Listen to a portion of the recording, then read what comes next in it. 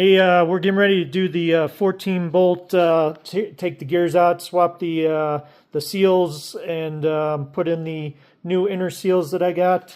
I got John Chambers with me here. He's going to be basically doing most of the work, helping me, because he knows how to do it, and this is not my expertise, so he's going to show me what we need to do. So we'll do a couple video snaps here and there of what we're doing.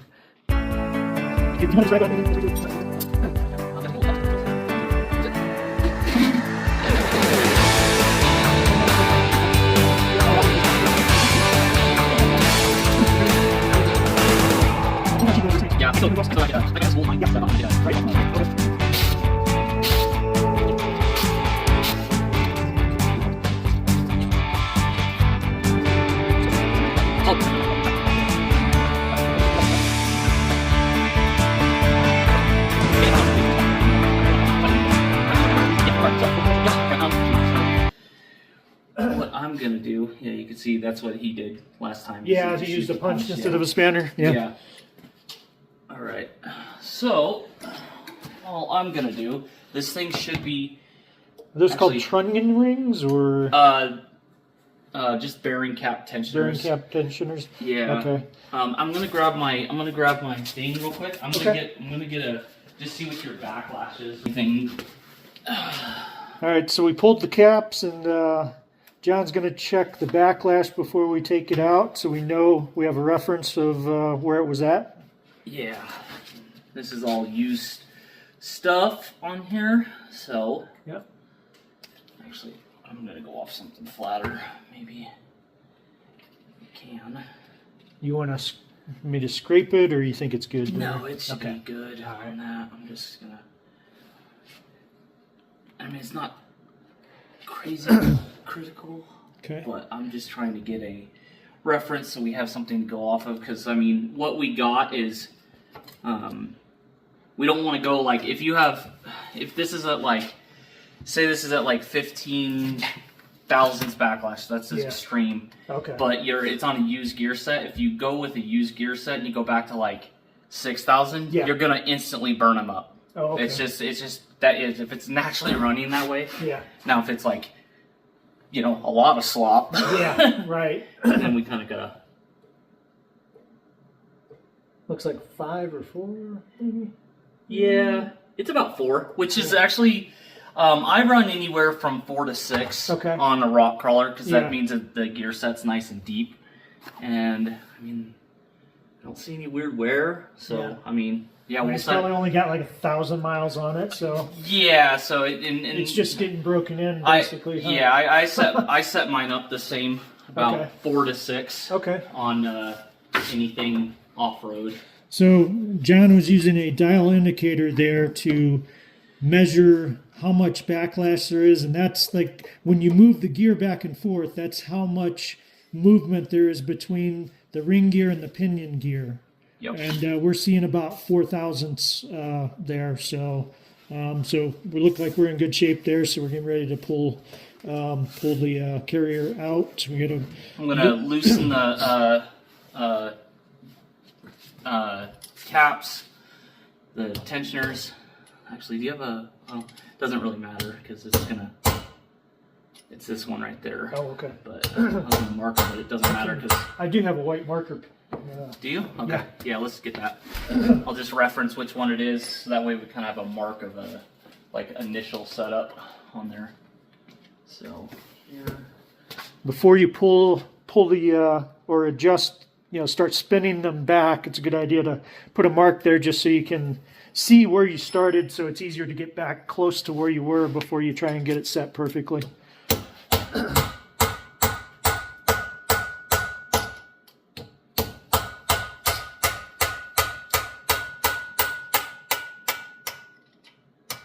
so right there, and then this one.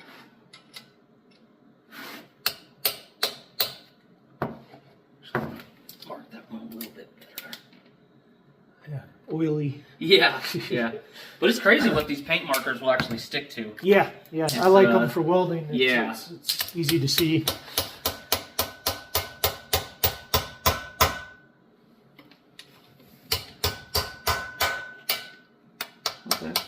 Yeah, he's got about, I would imagine he's probably about 5 or 6 thousandths of preload. Okay. Maybe 10, just depending on how loose these come out. Okay. But yeah, from here to here, that's usually how I set them. Like right there, there's probably, see how there's a little more play? Yeah, yeah. And then by the time you go there, that's probably like, I would say anywhere from 6 to 10ths of actual preload squish on the bearings. Okay. So, which is perfect. So tightening it makes it to where it's a tighter fit. Yeah. And loosening it makes it have a bigger so gap. it's the preload on the actual bearings. Yeah. So, so like, especially with the ARBs, they tell you once you get it tight where there's no play. Yeah. Then it's about 5 thousandths of squish on the bearings. So that's about what that is. And so we found out, we didn't know, but when we went to replace the bearings, the right side bearing is actually not machined as tight as it's supposed to be. Oh, okay. It's like a 12 thousandths or something, so there's a little bit of play there. Yeah. And they tell you to load it. ARB tells you to load it up with green Loctite. Yeah, that's that doesn't sound good. Yeah, I use green Loctite on certain things when you're trying to save something, but they don't want to fix it though. They're like, no. this is the way it is, and just use green Loctite. This stuff is amazing. Like I did it on my 12 volt. Yeah. So. But the other side fits nice and tight. It's just the right side is loose like that. So. Yeah.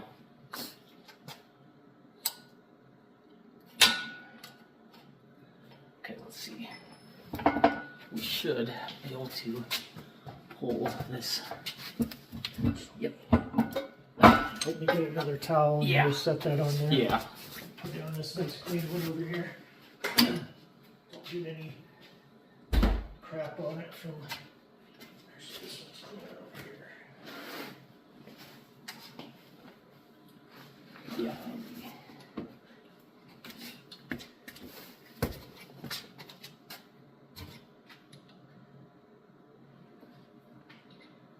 Just trying to get in here now to. Yeah. Do you want a smaller one? Yeah. There's another one here that's okay. Cool. Perfect. Smaller fit. That'll be perfect. See, I basically went one whole rotation. Oh, okay. So out. one time around, basically. Should be able to get it out. See, it's coming back around. Oh yeah. So it just makes it easier to do it that way. So it's just like 1-in-1 kind of ratio kind of stuff, you know.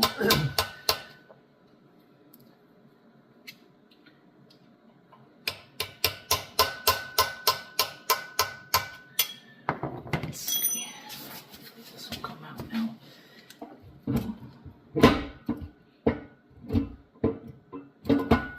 Nope, not yet. A little bit more, huh? Yep, a little bit more. It's mainly this side right here, so I think this side we're going to do 2. Actually, where's that paint marker? Okay. 2 times. Yep. Back. Okay. Yeah, because it's bearing. Yeah, you see the bearing cup's actually kind of just sitting in there. Yeah. So. There we go. Let's see if that's enough. It might be 2 times on both. It's gonna be 2 times. Okay.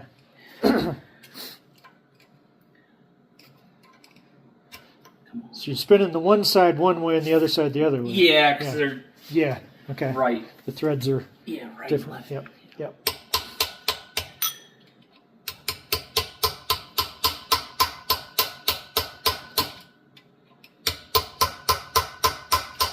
That's kind of like your links, you know. It's like you do your links and you're supposed to do them opposite. And when I first did my links, I made a mistake and I used the same size threads. Yeah. And I'm like, shit, now when I adjust it, it's going to be a pain in the ass. So yeah. It's like, but I don't want to cut them out and redo them, so that's just the way it is. Oh, yeah. No, I get it. Yeah, I actually, because I just did the new uppers for my front, I actually marked the top. So I know which way, so that way when I turn the wrenches, I stamped them top, you know, on both of them. Right.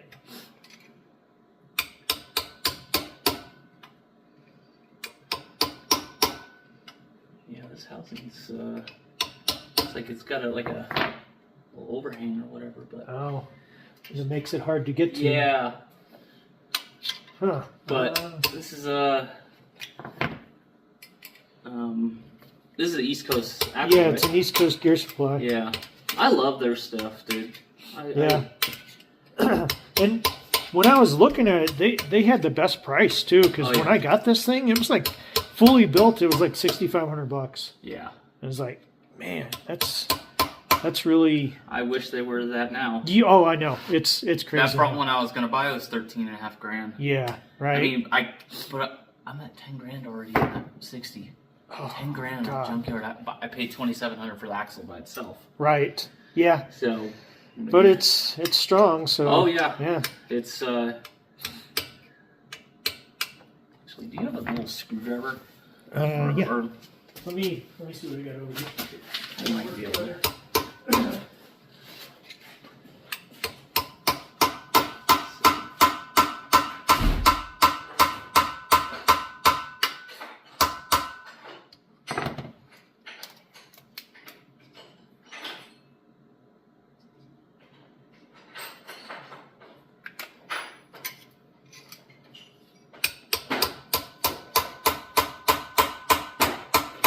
Sean, I might be able to get this to work. Okay. Yeah, I'm getting it. It is going. It was just a little spot. Maybe had some grime in it. Yeah, Nothing nothing too serious, but you can see this is exactly what he was doing. Yeah, right. Josh. Yep. Yeah. So you should be able to. Okay, that should be loose. Okay. I'm gonna. Oh yeah. Okay. Yep. Okay. If you grab that bearing cup. Okay, I got the bearing cup. Okay. All right. Where's that? Okay. You put it right back on. And you wanna. Yeah. Zoomed in on it. Yeah. Can actually. So just flush with this. With this original, like the axle tube, just flush. You can go a little bit below. But yeah, just basically flush with it, so the sealing surface. You can see the seal right there is flush with where the tube of the axle comes in. You can see the original RTV where they pushed the axle tube in with the sealer there, and you can see the bead, the original bead there. But then John pushed that seal right past the edge or flush with the edge of the axle tube itself, and it's got, you can see, wiped the RTV away a little bit, but you can see there's some RTV there around the edge of the O-ring. So it went in pretty easy, and those seem to work pretty well. Yeah, no complaints, honestly. They went in really no protesting at all. Nice. So we'll do the other side now. So let's see. Light on the subject. Let's see how this one's going in.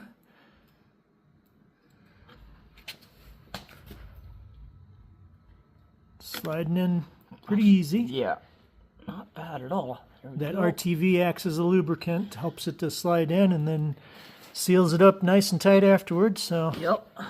And you don't have. And I like the fact that they machine that little bevel on the inside to help the axle go in, so it doesn't put a lot of stress on the seal. Oh yeah. No, it's really good. Yeah. After we get this back in, we're going to measure for my axle shafts. So we'll show you how we're going to do that too.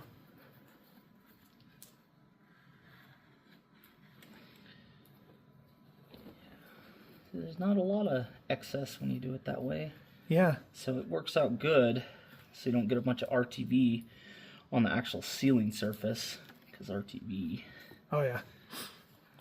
It's a sealant, but right. Not for everything. Right. It works good for putting your cover on too. Mm-hmm. Except it makes it hard to get off when you want to take it off. Very. Yeah, I just bought I did a lube locker on the front of mine. Oh, okay, yeah. So, let's see if I can. Okay, cool. Looks good. Yeah. No, that's perfect.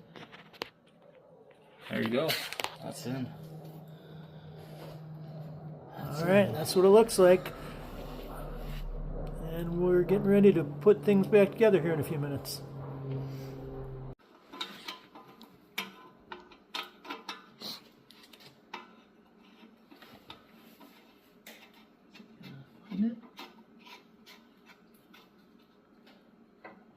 That's why you don't like to take them out. They're not easy to thread back in. There we go. And okay. One is right threads and the other is left threads. So.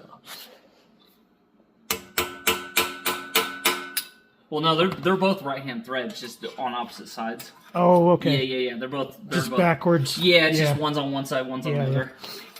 But I just start it that way so I could feel where it's going to catch. Yep. Because it's kind of just... So it is spinning in clockwise. It's spinning in clockwise. Right. But you just when you can kind of feel like you turn it and it'll like kind of like drop in. Yeah, so right, it's like right, the natural thread and of it. It's just when you're tensioning them, you back one off of its threads, turning it counterclockwise, and then the one on the right you turn the opposite way. So yeah. Close the door back down. Yeah. Warm it back up in here.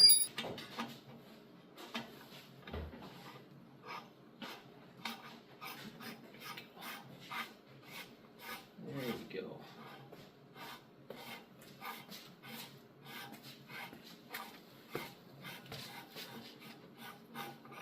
Okay, cool. All right. Let's just make sure that there's nothing in this housing before we put anything. How's the pinion look? Let's check. Yeah, your pinion actually looks good. It's got a nice pattern. There's no weird chips or I don't see any weird gouges or anything like that. You got a lot of contact, like the whole thing.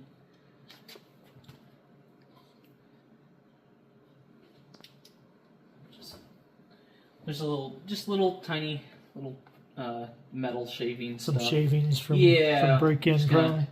Just gonna wipe off whatever we got. Yeah. Just for GP. Are there any things you should check before sliding the gears in, like as far as placement goes, to make it easier? Well, if we left those in, then yeah, but since we backed them all the way out, we just basically got to put it in and then just get it to where it's tensioned, to where there's really no play in them, and then we just got to check the backlash. And once you get it close to where you think it goes, you check the backlash. Yeah, we'll check the backlash and we'll check the in and out and everything like that. So, but if we were to leave these in, then it would just be, the 2 turns out. Yeah. That way it can come out. So yeah, I mean that's the main thing is for setting them up. If you count the clocks, each way, it makes it easier because then okay, my initial setup was at 2 out on left and 2 out on right. Okay. You drop it in, but since we're basically starting over, since we had to put those seals in, right? So yeah, all right.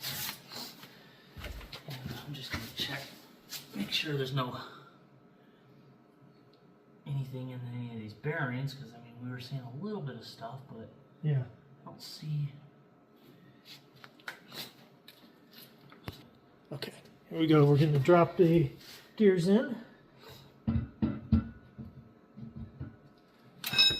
Grab that.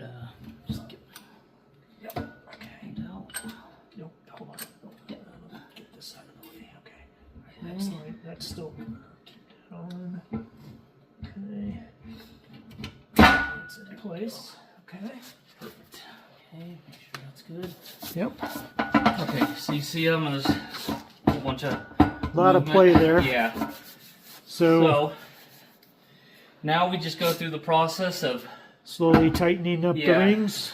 Basically, I know we need a little bit going this way. Yeah. We're probably a little bit too far in. Okay. So I'm just going to take a little bit like that, and then this is the main side that's going to have lots of where it needs to come towards the. See right there? Yeah. There's 0 Like if I push on this? Yeah, zero movement? Zero movement, so I know I could get a little more just for initial setup on here. Yeah,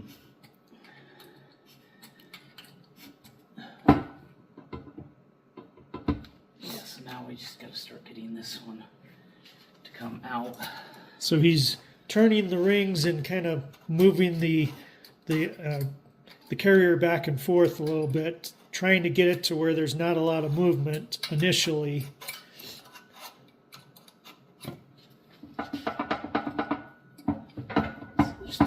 Checking movement side to side and front to back with the gears meshing with the pinion.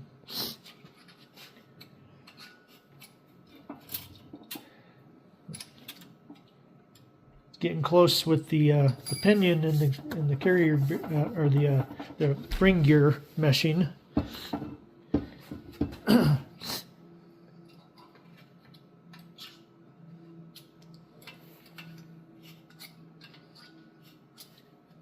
See, there's zero. Now we have zero movement with the ring gear and the pinion. How's our movement side to side? It's like we have slight movement, but I don't know how much is normal for your bearing play, I guess. Yeah, see there's zero right there, so yeah, just a little bit, and until we actually tighten up some caps. Yeah, it's going to have some. It's going to have a little bit. Okay. A little bit. You shouldn't have a lot of bearing movement, but there's going to be a little bit until the caps are tightened down. Yeah. So we're going to try that and see how that feels on there. Okay. And, this one is M. Oh, wait, it had the, yeah, it's the other one. Okay. Yep. So on my housing, the East Coast one, it has a small bracket that goes underneath the bolts. It's a line protector or something. I don't know. Yeah, maybe something to do with the ARB setup to protect the copper tubing. So we're going to put the caps on now, and then are we going to check the backlash after we put the caps on? Yeah. Okay. We'll check the backlash and then see how it looks, and just get an initial setup of what we got. And then once we get the backlash, then we'll go. This had like 4 flats or 4 circles into it for the preload on each side. Okay. So once you get the backlash, exactly what you want, you got to put the preload on the bearings. Okay. So, and that's where you count, on this setup. Count how many circles or distance or count the spins. Yeah, how many times it spin? How many notches go around? Yep.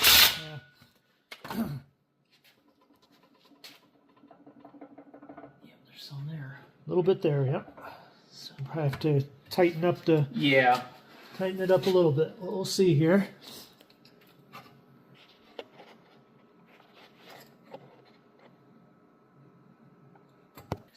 All right, so he's checking the backlash here with the dial indicator, and you can see the needle moving back and forth. That's right now we're about 2/1000. So we got about 2/1000 movement when he moves the gear back and forth. That's the movement of how much mesh where it's meshed with the pinion gear. And we're trying for about somewhere between 5 and 7 thousandths. Is that right? Yeah. Okay. Yeah, you had about 5, so we could be within that range. So this being a new gear setup, so it's still going to be a tight backlash from what you originally had. So we're going to. So we loosen the caps up.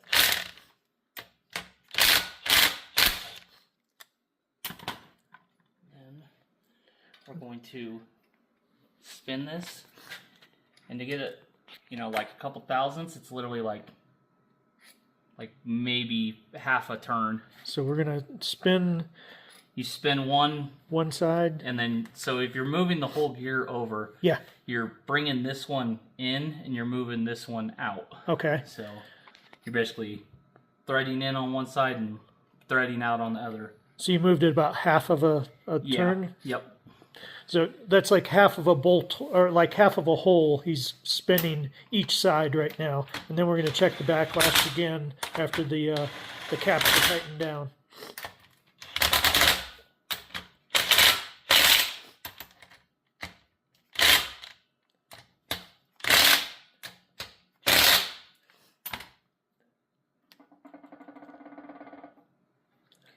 Actually sounds really good.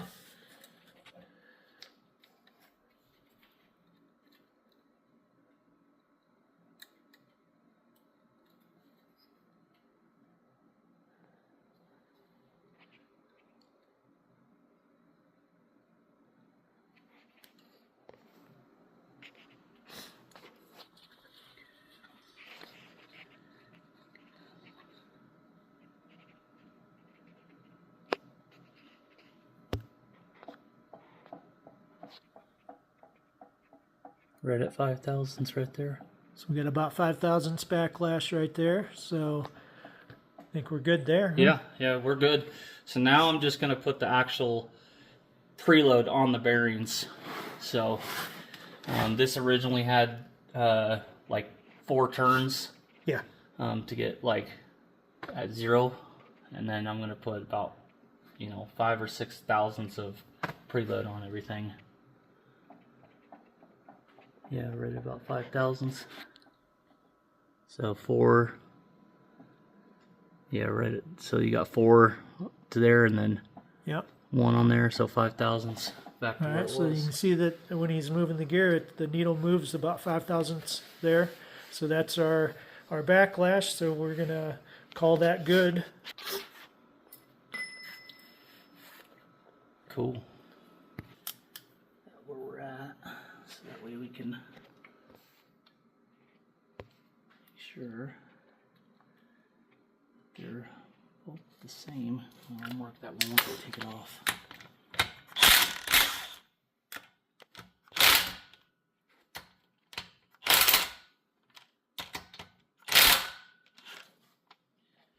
Okay,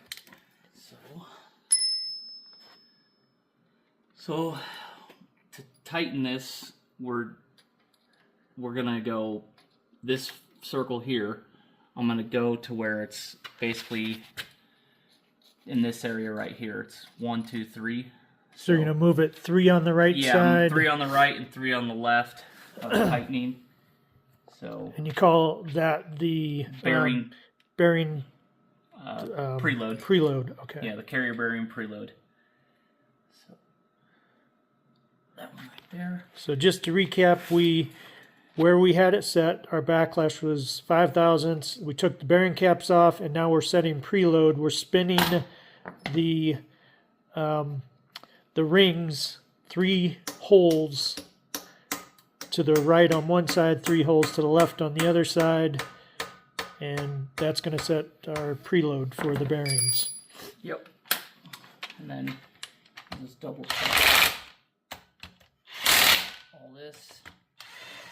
Make sure nothing's going crazy on us. That's how gears go.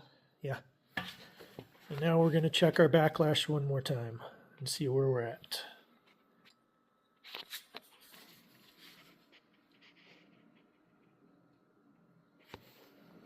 Oh, well, yeah.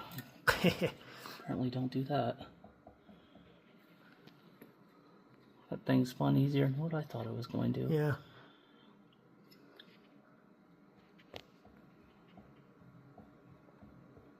Is it at 2 thousandths? Okay, so yeah. See, it took a little bit of that slack out of it. So. Yeah. Okay. So after checking it, we're at 2 thousandths. Yeah, it took the slack out of the bearings. So, get 2.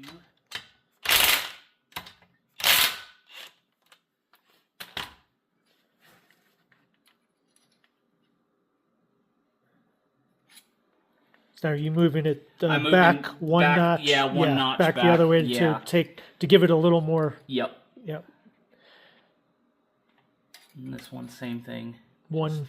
So we moved it originally 3, so now we're moving it back the opposite way of the way we moved it to try and get closer to the original 5,000 we had.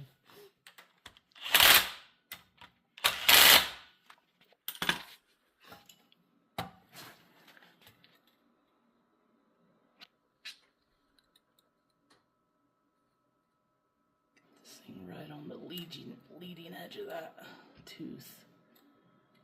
Right there.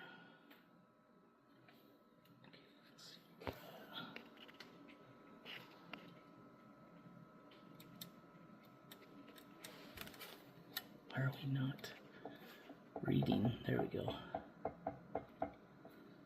Come on now. Read for me.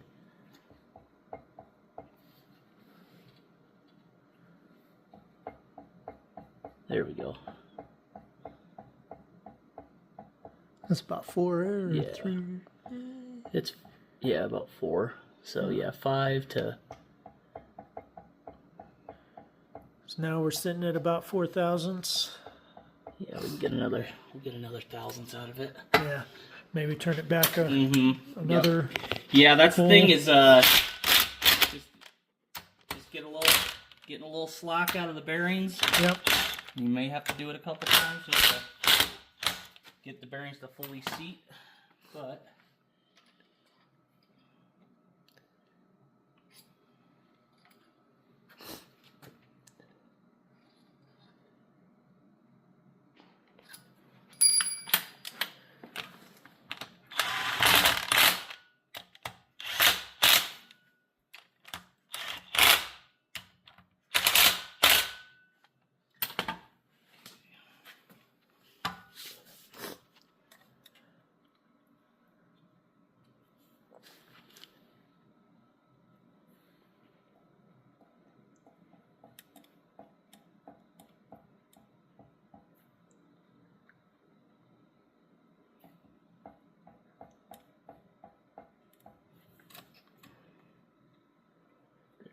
now we're actually hitting the, and like I can feel the,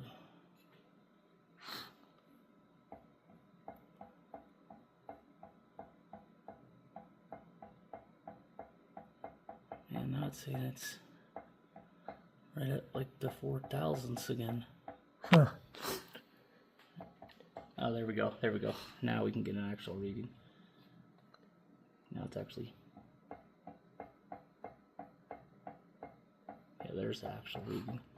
Okay. What's it at? It's at 1, and it's 3, isn't it? Oh, that's 4 right there, Yeah, right? so 1 and 4. Yeah. Yeah. So that's right about Yeah, 5 thousandths. Yeah, I think we're actually right on the money. Okay. Yeah, but what we'll do is we'll spin it in another spot. And check it in And another place. Check it in another spot. Make sure. So you put the dial indicator right on the edge of that tooth. Yeah, right at the tip. Right at the tip of the edge. There. Then you try and adjust your dial indicator to 0 so you can see when it's moving. See, that's not a accurate reading because it's just trying to ramp up. See there. Let's get this back to 0.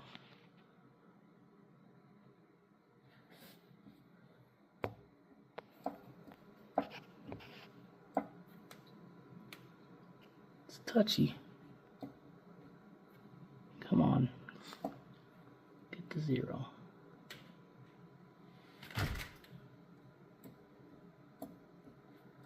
There we go.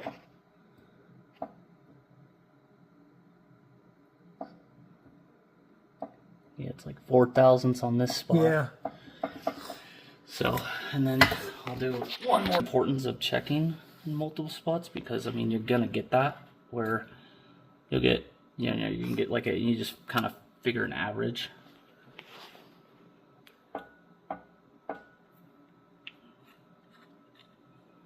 See right there, look closer to 5. Yeah. Check it at 3 or 4 spots on the ring gear, spin it around, check it at different gears, and try and get your average between 5 and, 7,000? Yeah, about 5 and 7,000. That's what I like to do on anything that's off-road. Yeah. Yeah, right about 6. Yeah, about 5.5. Yes. 5.5. Yeah, about 5.5 now on this So, spot. yeah. So we seem to be in the right zone. Yeah, I think we're good because it's the highest was 6, the lowest was 4. Yep. So, all right. I think we're good to lock it down. Good to lock it down, and yeah. Do you have a torque wrench? Actually, we'll torque all these and then put the stays in and go from there. Now we're gonna see. So we're torquing it down. So what I'm gonna do, I'm gonna go to 70. Okay. On all these. Yep. And then I'll go to the 120, and then we'll go to 130. Yeah, so we're shooting for 120. We're going, taking it there a little bit at a time.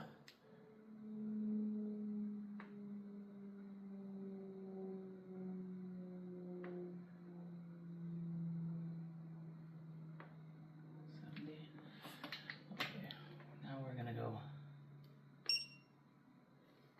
That was at 90. Bring these all in nice and even. 90. Just going in sequence to.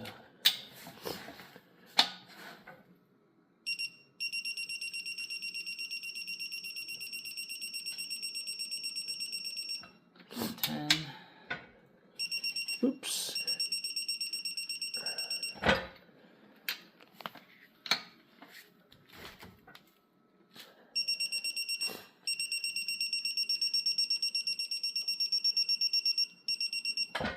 Let me get over there and I'll, all right.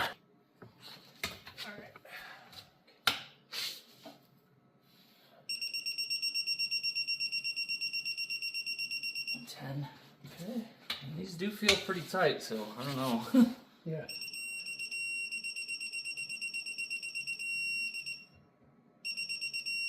Okay. Get on there. Okay.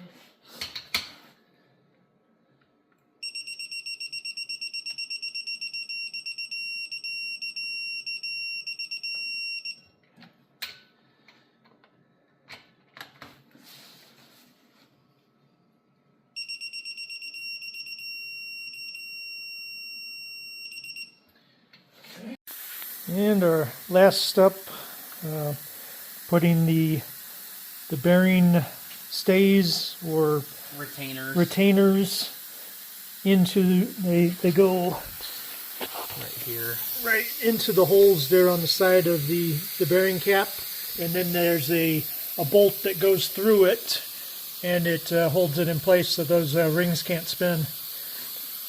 Yep. Put a little red Loctite on them to hold them, lock them down.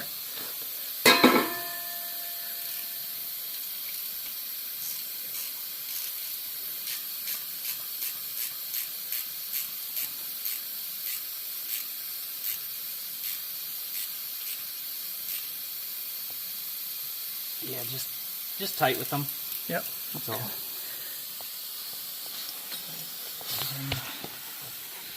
And then clean it out like we did with the cap bolts. Make sure there's no oil in there in the threads.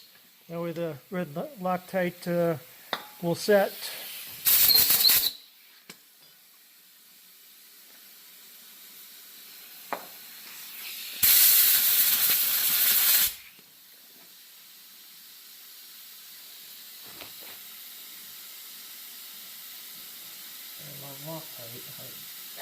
Wants to go to the bottom every time. Yep.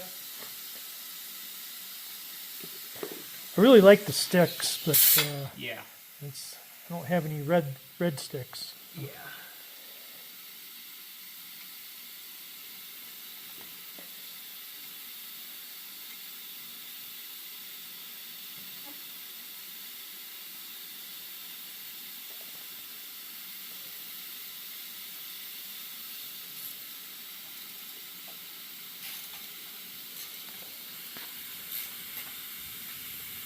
All right, and that's done.